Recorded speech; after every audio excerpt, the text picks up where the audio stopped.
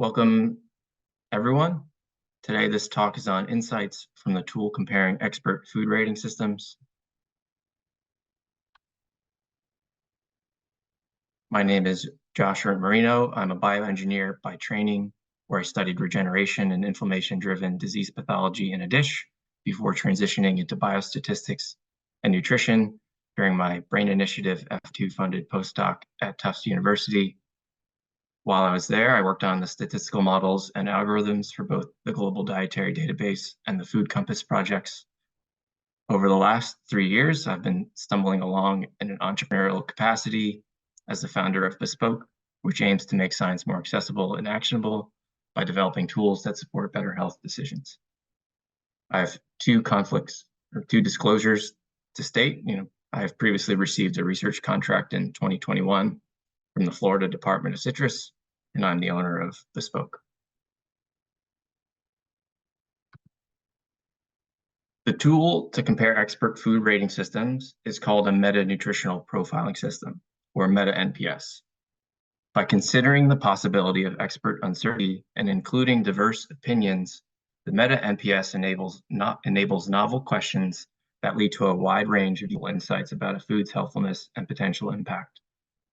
For example, it can create novel food categories, particularly this uncertain category highlighted in blue. We'll walk through some examples to give you an intuition for what's happening behind the scenes. Then we'll move to some data that looked at recategorizing the food supply in terms of food group compositions, finding that 20% of carbohydrate-rich foods could be considered uncertain, with grains being the most uncertain at about 50%.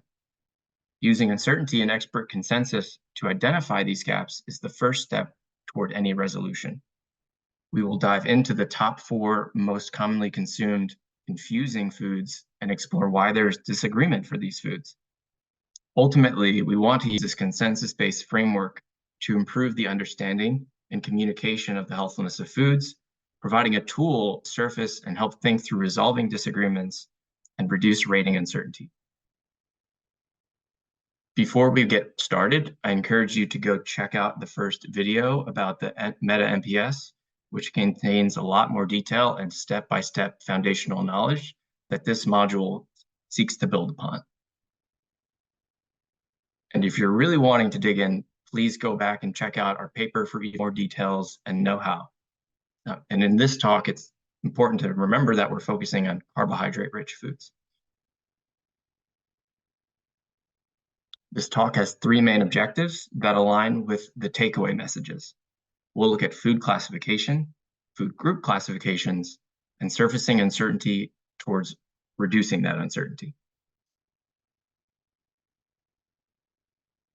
Let's take a look at how we're redefining healthfulness. Individual foods and their healthfulness and food group categories can be identified quickly using our interactive toolkit. This image represents the health impact chart. Building up to this chart is the focus of the How to Use module of the webinar. And as a reminder, these are all flexible cutoffs, nothing's set in stone. They're intended to provide general interpretive guidelines. Briefly, the y-axis is healthfulness and the x-axis is impact. The regions that are colored denote food healthfulness classifications: certainly healthy, uncertain or neutral, and unhealthy. While the Food Recommendation Index, the y-axis, is useful for consolidating and visualizing a lot of foods, it imperfectly captures important nuance and variation. Let's take a look at some foods across this spectrum: apple, potato chips, white rice, and croissants. We use the tool to identify the foods, and now we're going to take a deeper look. These categories are derived from the Metascore and the consensus measures of the meta-NPS, which are shown graphically on this box plot. The y-axis is now health percentile, and each dot within a food reflects a single expert system rating. Apple, for example, is certainly healthy because it has a high Metascore and a high stability measure, in this case measured as a small interquartile range. Similarly, croissant is certainly unhealthy because it has a low Metascore with a tight consensus. For potato chips, there's relatively good agreement that this food is somewhere in the middle in terms of healthfulness as a neutral food. And lastly, it'd be surprising to see that white rice is not agreed upon, with some systems ranking it in the 25th percentile and others upward of 60 and the 95th percentiles. This chart with these 4 example foods out of around 3,000 also illustrates some of the complexities of the category cutoffs, particularly those that only rely on one stability or consensus measure. In this case, we're showing the interquartile range-based one. And this uncertain category is one that we're going to revisit later with more food examples. Now that we've looked at some individual foods and have a better intuition for the categories and where they come from, a natural question that we asked was, how does this translate to food group composition? Before diving into the results, I want to give a sense for the information that's shown on the slide and the subtle differences between the pie chart and the foods that will show up in the table. So the pie chart on the left represents the composition of healthfulness for all foods reported consumed within that category. In contrast, the table will show some more commonly consumed individual foods that were sampled in approximate proportions to what is shown in the pie chart. So for fruits and vegetables, we should expect to be there to be more certainly healthy foods and no certainly unhealthy ones. There's a big chunk of green and no chunk of red. And that's kind of what we see here. So we have bananas, apples, and grapes, and we have French fries in the certainly neutral category.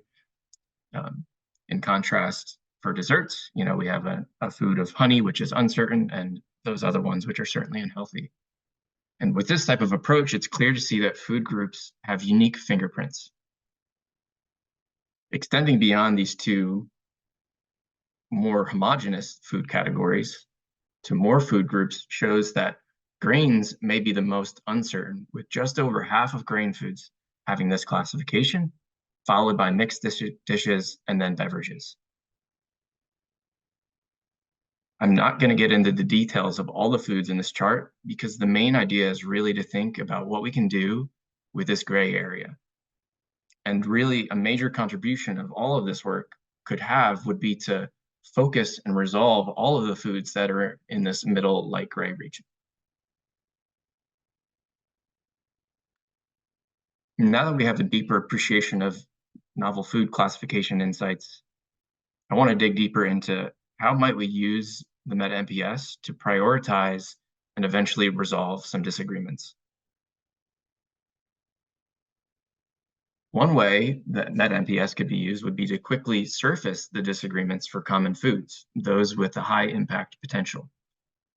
Here's how we use the tool to do this. So we have our health impact chart on the left. And we drew a selection rectangle around the central region of the tool that was slightly right shifted to pick those that are consumed more frequently in more quantities than others. This filtered the list of 122 of the most commonly consumed carbohydrate-rich foods down to 17, with the top 10 shown in the table on the right. We then used the interactive data table that's underneath of this chart that you can't see in this presentation to filter this selection by decreasing rank range, the dotted box that's in the right-hand column, which is one of our stability measures. And remember, a higher rank range indicates more uncertainty and less consensus. Lastly, we selected just the top 4 foods: wheat bread, iced tea with sugar, white rice, and white bread, that are the most uncertain yet potentially impactful. After identifying these foods, we can look deeper into the details, just like we did at the beginning of the talk with those 4 examples.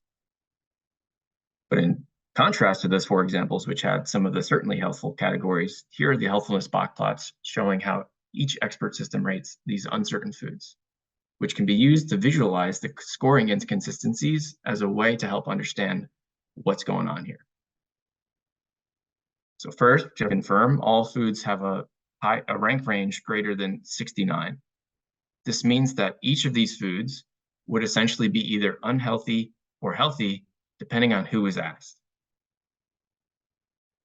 After surfacing these foods, we were unable to find quick and easy explanations for why or what could be changed to improve the consensus of these foods.